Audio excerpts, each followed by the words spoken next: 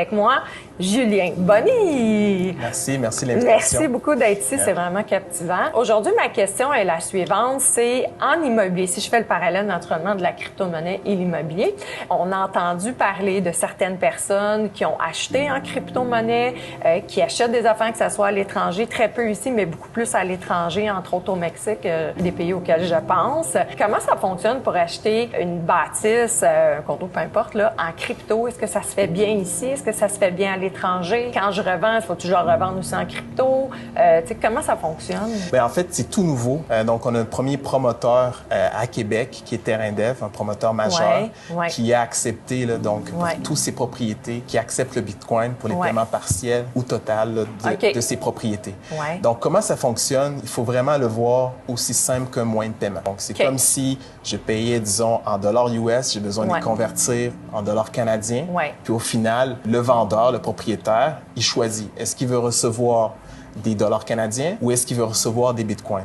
Et donc, c'est pour ça que nous, Value X, on est là pour sécuriser ce type de transaction. Donc, on devient un processeur de paiement pour justement faciliter cette transaction-là entre l'acheteur qui est prêt à monétiser, donc à utiliser ses bitcoins, et le vendeur qui se dit, bien, moi, je décide de garder soit des dollars canadiens ou je décide de garder le tout en Bitcoin. Mais par contre, c'est vraiment de particulier en particulier. On n'a pas ce système-là où que, tous les acteurs dans le milieu, que ce soit les courtiers immobiliers, les notaires, tout le monde est impliqué.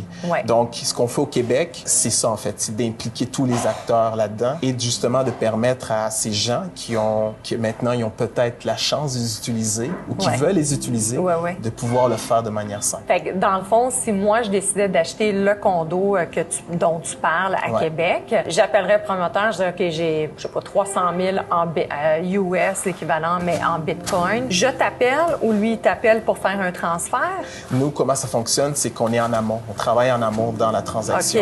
Donc, c'est vraiment, tout va se faire au moment de la transaction. Et puis, pour déterminer le prix, au moment des versements, on va fournir une adresse de dépôt. Dès que c'est transmis, tout de suite, on sait c'est quoi la valeur à ce moment-là.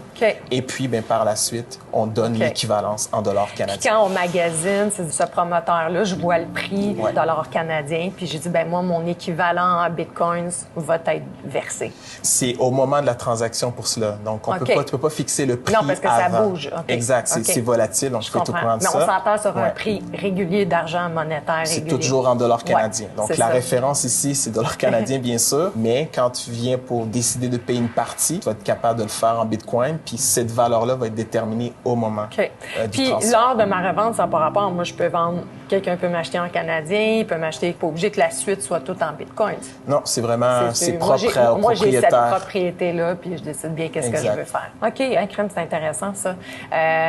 Merci encore, vraiment, pour ces bons conseils-là.